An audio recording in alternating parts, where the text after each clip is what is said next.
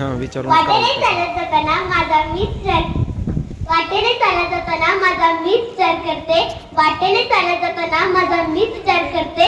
दमले कधीतरी सावली त्या झाडाची धरते. सर्वप्रथम सर्वांना प्रजासत्ताक दिनानिमित्त हार्दिक शुभेच्छा. मी श्रावणी नामदेव मल्हार, इयत्ता चौथी. मी आज तुम्हाला प्रजासत्ताक दिनानिमित्त वृक्षारोपणाची गरज या विषयावर माझे मनोगत व्यक्त करीत आहे.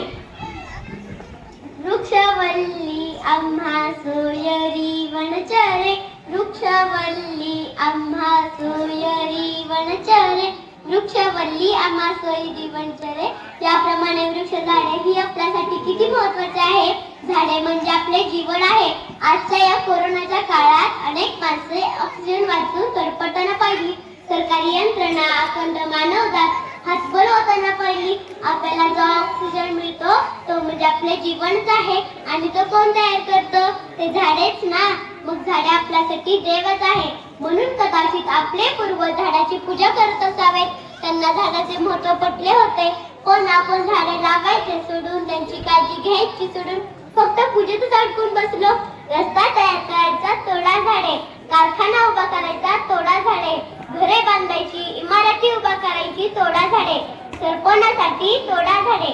आपल्या शेतातील बांधावरच्या झाडांसाठी आपण वाद करतो आणि यालाही नको आणि त्यालाही नको या भावनेतून झाडे तोडतो. अरे माणसा, इतका कसा फिरून झाला? जरा या झाडाकडून शिक. आपल्याकडे जे आहे ते देण्यातच खरा आनंद असतो. झाड फळं देतं, फुले देतं, ते सर्वांना सावली देतं. ते कसलंही भेदभाव न करता. आता काही लोक एखादी काळी पेटी म्हणून फेकून देतात. त्यामुळे जंगलाचे जंगले नष्ट होतात. खरंच हे जंगले पेटवणाऱ्यांचा मला खूप राग येतो. वेदना होतात. का माणूस असा दगडासारखा निष्ठुर झाला आहे? का माणूस आपल्यातील माणुसकी विसरला आहे? कोरोनाच्या काळात माणसाला ऑक्सिजनचे महत्त्व समजले आणि त्यासोबत तयार करणाऱ्या झाडांचेही.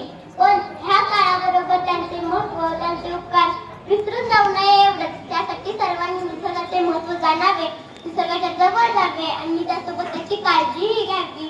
ते आपल्याला काहीही कमी पडू देणार नाही. आज पर्यावरणाचा समतोल दिवसेंदिवस बिघडत चाललेला आहे.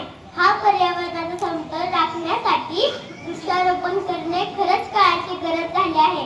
पशुपक्ष्यांचे धोक्यात आलेले अस्तित्व, दुष्काळ, मातीची धूप इत्यादी समस्यांचा विचार करता वृक्षारोपण करणे खरंच काळाची गरज बनली आहे. वृक्ष बोलती मानवाला, नका तोडू आम्हाला. पण वृक्षाच्या हक्कीला कोण हो देणार? मी तर झाड रडताना पाहिलं. असल्या भयान दुष्काळात अक्षरशः झाड रडलं. सांगा कोणाचं काय बिघडलं? तोच देतो ना जगण्यासाठी ऑक्सिजन. मग जुळवलेच पाहिजे.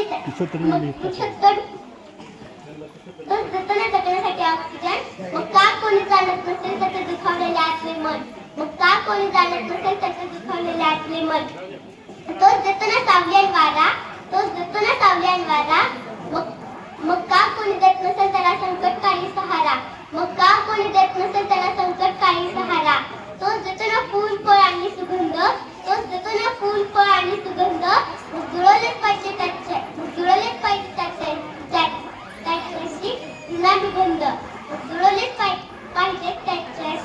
ऋणानुबंध. जेव्हा चालते त्याच्यावरती कुऱ्हाड,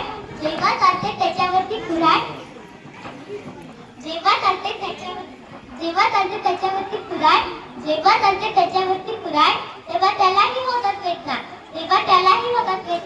कधी मधमाशी चावल्यावर थैथे नसणारे